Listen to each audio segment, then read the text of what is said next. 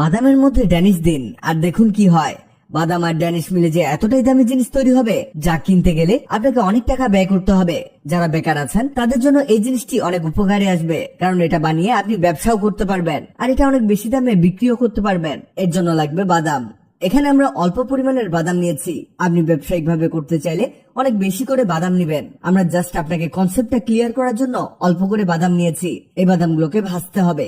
এখানে যে বাদামগুলো আছে সেগুলো কাঁচা, আর আপনিও কাঁচা বাদাম দিয়ে এই কাজটি করবেন। প্রথমে বাদামগুলোকে ভালোভাবে ভেজে নিবেন, আবার একেবারে পুড়ে ফেলতে যাবেন না, এরকম ভাজা দিলেই হবে। এবার এর মধ্যে দিতে হবে ড্যানিশ। আপনি যে কোনো কনডেন্স মিল্ক এখানে ব্যবহার করতে পারেন। বাজারে অনেক ধরনের কনডেন্স মিল্ক পাওয়া যায়, ভালো মানের একটি কনডেন্স মিল্ক নিলেই হলো।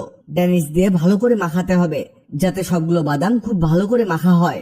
দেখুন এখানে কিন্তু বাদামের তুলনায় কনডেন্স মিল্ক একটু বেশি দিয়েছি। এটাকে কিছুটা নেড়ে চেড়ে ভাজতে হবে। লাস্ট আরেকটা জিনিস এতে দিতে হবে, আর তা হলো দুধ পাউডার।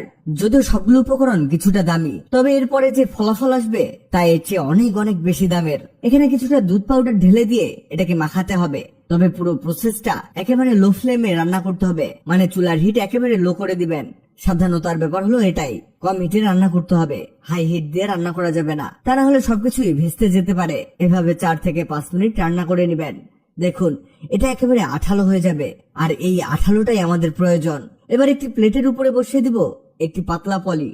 এমন পাতলা পলি আপনি যে কোনো সুপার শপে পেয়ে যাবেন। অবশ্যই ফুড গ্রেডের পলি নিবেন। এবার এর মধ্যে আমাদের সেই মিশ্রণটিকে ঢেলে দিতে হবে। এটা ঢালতে ঢালতে জানিয়ে দিন আপনি কোথা থেকে ভিডিওটি দেখছেন, যাতে পরের ভিডিওতে আপনাকে ধন্যবাদ জানাতে পারি। আমাদের আগের ভিডিওতে কমেন্ট করেছেন ভোলা থেকে মোহাম্মদ শাকিল, ঠাকুরগাঁও থেকে সুমাইয়া, হুগলি থেকে সূর্য মালিক। আমাদের এটা সেট করা হয়ে গেছে। পলি দিয়ে এটাকে খুব ভালো করে পেঁচিয়ে নিবেন। আপনি চাইলে এখানে ফয়েল পেপারও ব্যবহার করতে পারেন পলির পরিবর্তে।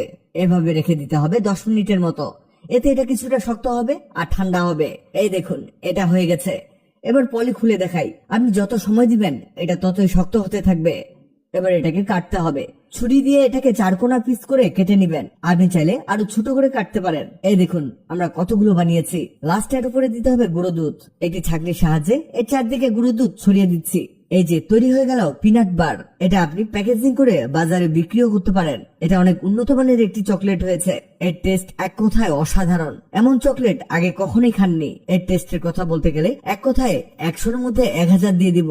ভিডিওটি আপনার কাজে আসবে, তাই দ্রুত খুঁজে পেতে টাইমলাইনে শেয়ার দিয়ে রাখুন। ভিডিওটি ভালো লাগলে লাভ ইউ একদিন, খারাপ লাগলে হাহারি একদিন।